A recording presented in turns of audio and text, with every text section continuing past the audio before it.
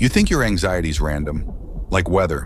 One day it's sunny, the next day your chest is a thunderstorm, and you don't even know why. That's a comforting lie. Anxiety is rarely random. It's usually a signal, and the most honest one you have, because it doesn't care about your image. It cares about your safety. Here's what most people miss. You didn't wake up one day and decide to become anxious. It happened quietly. 1,000 tiny compromises. A life optimized for how it looks instead of how it feels. A schedule built to impress, not to breathe. And your brain? Your brain is a professional spin doctor. It will give you a beautiful press statement for anything. I'm just busy. It's just this season. Once I get through this, life starts. That sentence alone is a confession. Any life that requires you to postpone being alive is already misaligned. Anxiety shows up with perfect timing, doesn't it? Right before sleep, right before you start, right before you decide. It's like an annoying coworker who waits until you finally sit down and then dumps a stack of paperwork labeled panic. But the weirdest part, listen closely. Anxiety doesn't only spike around bad things. For a lot of people, anxiety gets worse right before something good. A promotion, a relationship, a chance, a new chapter. And they call it self-sabotage, like they're morally defective. No, often it's something simpler and more brutal. Your nervous system doesn't recognize the new life as safe. It recognizes the old one. So the alarm goes off. Not because you're broken, because your body thinks you're about to leave the familiar. And the familiar, even when it's miserable, is predictable. Predictable feels safe. Today, we're going to treat your anxiety like evidence. Not a personality flaw, not a spiritual curse. Evidence. We're going to track what it's protecting, why willpower keeps failing you, and how to turn this noise into an actual navigation system. So you stop fighting the alarm and start reading it. Most people respond to anxiety with force, more control, more discipline, more productivity, like trying to fix a fire alarm by screaming at it, "Be quiet." Here's the problem. Willpower feels heroic, but it's fragile. It only works when nothing deeper is being threatened.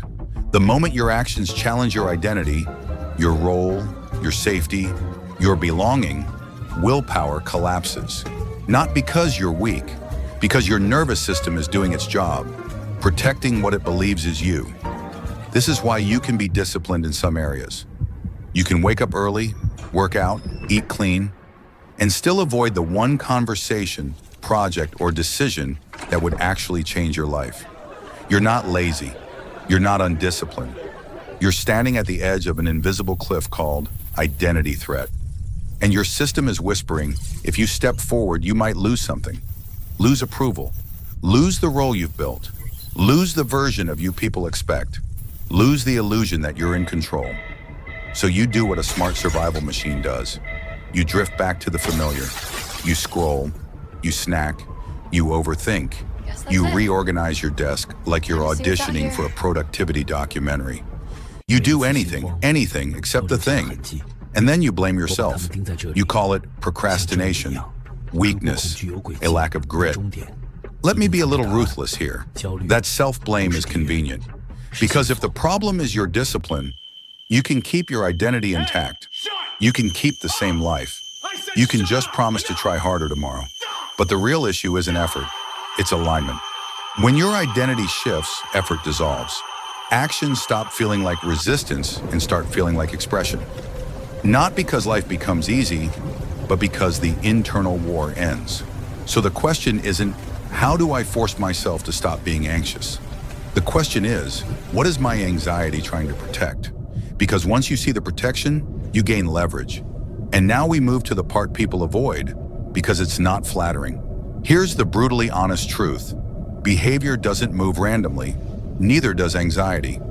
Every pattern you repeat, especially the ones you hate, serves a goal. Let's interrogate anxiety like a suspect. Most anxiety is protecting one of 4 hidden goals. 1, avoiding judgment, not failure, being seen failing. So you keep preparing forever. You collect information like it's armor, because as long as you're not fully in the arena, you can't be fully rejected. 2, maintaining belonging. You don't just fear being disliked, you fear being alone. So you edit yourself, you smooth the edges, you become agreeable, and then you wonder why you feel empty. That's not connection, that's performance. And performance is anxiety with lipstick on. 3. Staying predictable. Your system prefers familiar pain over unfamiliar peace. Because familiar is controllable. Controllable feels safe. So when something good approaches, real growth, real intimacy, real change, your body panics, not because it's bad, but because it's unknown. 4. Avoiding real choice. Choice has a cost. If you choose one path, you lose the fantasy of the other. So you live in I'm still thinking, which looks like logic but feels like paralysis. And the longer you hover there, the more your anxiety grows because your system hates limbo. Now here's a simple anxiety decoder. Do this the moment you feel the alarm. Write 3 lines. What am I afraid will happen? Make it a scene. If it happens, what do I fear people will think of me? What identity am I trying to protect? The good one? The competent one? The stable one? The low maintenance one? If you answer honestly, you'll see it. Anxiety isn't mainly about the event, it's about the role. And here's where the mind-blowing part comes in. Sometimes anxiety is not warning you about danger, it's warning you about growth. Because growth feels like identity death. You're not scared because you can't handle life. You're scared because you can't keep living as the old version of you and pretend it still fits. So don't kill the alarm. Upgrade the goal it's serving. Which brings us to the practical part. How to turn confusion into momentum without turning your life into a dramatic mess you regret. Let's convert anxiety from a problem into a compass. 3 steps. Simple, not easy. Simple. Step 1. Name it, don't shame it. Stop saying, I'm anxious, I'm broken. Say, I'm receiving an alarm. It's pointing to a boundary, a need, or an identity conflict. The intensity drops when you become the observer instead of the accused. Step 2. Identify the type. Ask, is this danger anxiety or growth anxiety? Danger anxiety shrinks you into chaos. Your thinking gets cloudy. Your body screams, escape. Growth anxiety tightens you, but it also clarifies you. There's fear, yet there's a strange sense of direction underneath.